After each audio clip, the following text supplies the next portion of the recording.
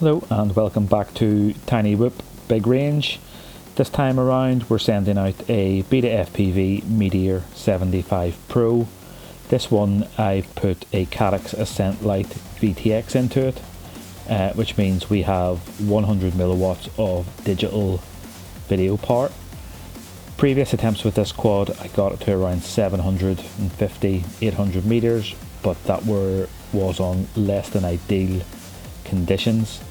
There is a wind blowing today and I'm travelling downwind with it at the minute.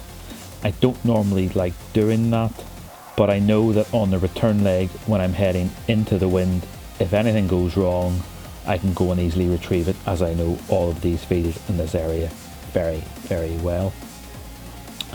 So yep, sending it down. I have a spot picked far in the distance there that's at 1.2 kilometers, and that's my chosen turning point.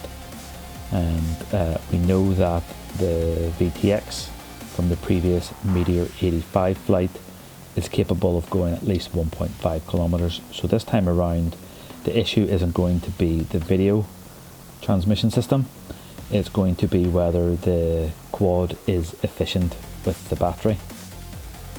This is around the point here that I've turned previously, but today we're going to keep going. The pack in this quad is the Beta FPV Lava 550 mAh, and it's the same battery that I used for the Curve 75 flight.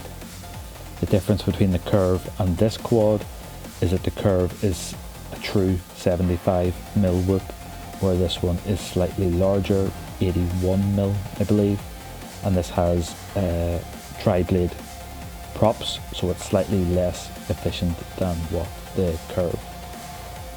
So here we are coming up to the turning point, and we'll just whip it around here just beyond 1.2 kilometers.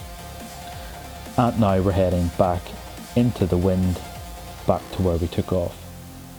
Now it's not a gale that's blowing, it's a gentle constant breeze, enough for a whoop to slightly struggle. And you can see that already I've had to increase the throttle, which has increased my amp draw from 6.5 or so now up to 8 and 9 amps. So I'm going to struggle to get back. But as I say, I know this area very well, so it doesn't really matter if it ends up going down in any of these fields, as long I can easily go and get it, as long as it doesn't get blown into that big hole on the left hand side. But we'll keep going, and with these packs I normally rag them down below 3 volts. So 3 volts is kind of the number that I'm aiming for. At around 3 volts, that's when I'm going to lose my video.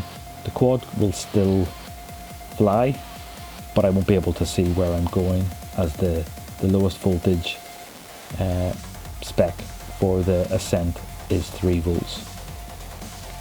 So we can keep going for now, but I know between here and the home point there's another hole that's filled with water, so I kind of have to veer around that, and that means flying over all of these trees. So this little spot here is actually a tricky bit, because I don't want to come down in any of those trees because the quad will be lost, and I don't want to come down in that hole full with water because the quad will be lost.